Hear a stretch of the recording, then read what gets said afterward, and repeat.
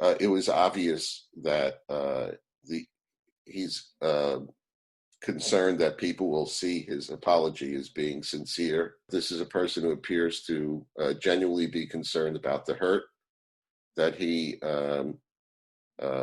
caused, that his words caused. He wanted to also explain, and I think he did, what it is that many African Americans see in Louis Farrakhan. And I was quite explicit about what American Jews see in Louis Farrakhan.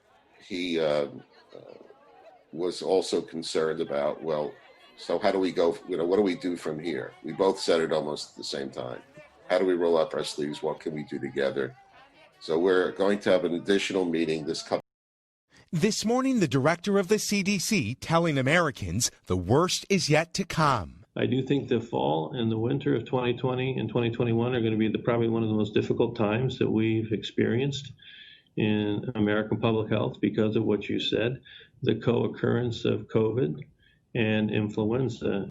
The warning coming as public health officials say Miami is now the country's epicenter for the coronavirus. The positivity rate here, 28%, one of the highest in the nation. On Tuesday, Florida is setting a new record for coronavirus deaths, 132 in a single day.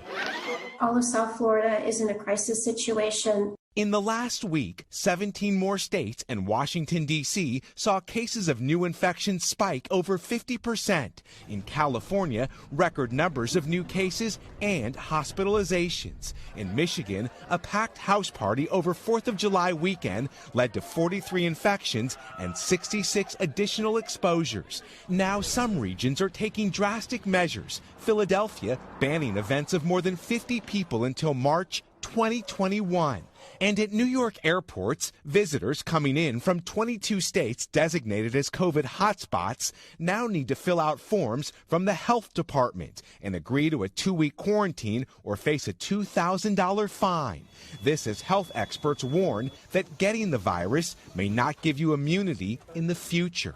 They were put on house arrest and forced to wear ankle monitors. They say this happened after they refused to sign self-quarantine papers. Now, the woman said she wasn't showing signs, but she got tested for COVID-19 before she visited family.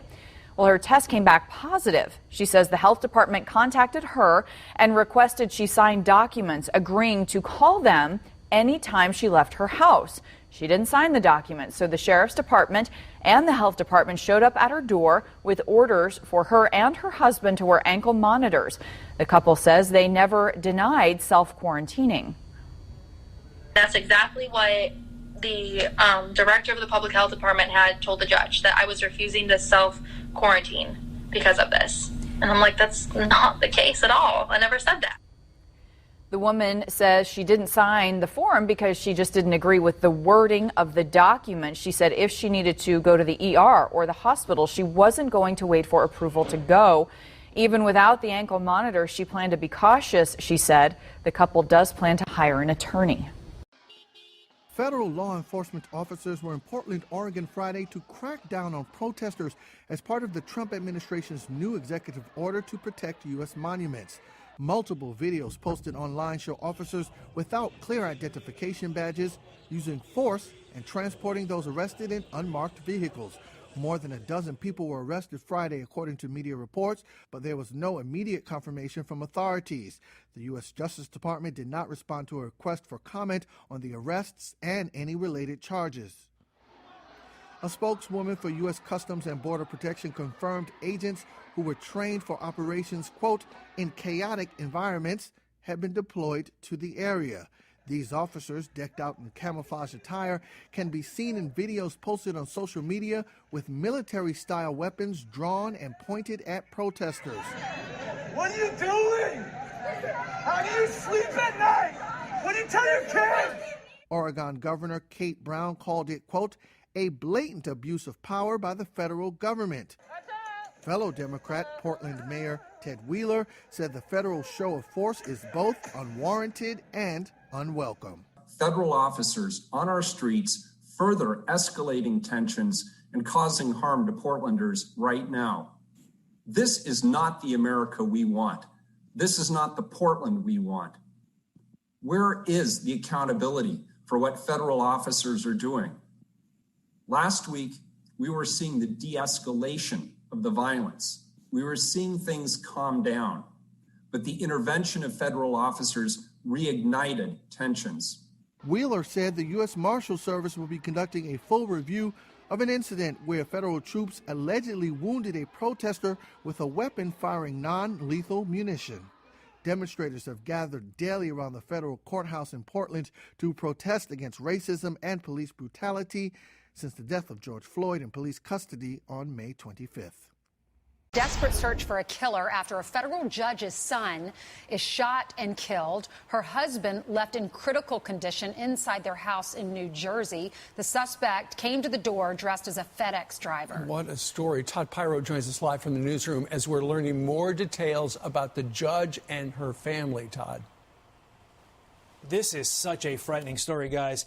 Good to see all three of you. The son of U.S. District Court Judge Esther Salas, shot to death last night at their home in North Brunswick, New Jersey. Pretty nice community there in Jersey. Investigators say the gunman was dressed as a FedEx driver. When he approached the home, he first shot and killed 20-year-old Daniel, then shot Salas's husband, Mark Andrel. He is a criminal defense attorney. He was shot multiple times. Right now, he is in critical but stable condition at a local hospital. The FBI is investigating the shooting, tweeting that they are looking for just one suspect. Right now, no one's in custody. The motive unclear. Salas herself is the first Latina to serve as a federal district judge in New Jersey. She was nominated to her current position by former President Barack Obama. She's heard many high-profile cases, including some involving gangs. ABC News reporting that Salas has received threats in the past. Right now, though, unclear if she was the intended target. The Associated Press reporting that Salas was recently assigned to a case brought by Deutsche Bank investors who claimed the bank failed to monitor high-risk customers, including Jeffrey Epstein. She previously sentenced Real Housewives of New Jersey star Teresa Giudice to more than a year in prison for fraud. That was back in 2014. Of course, this story is still developing. Just happened yesterday at about 5 p.m. We'll bring you updates throughout the morning as we learn more. Back to you. All right. Thanks, Todd.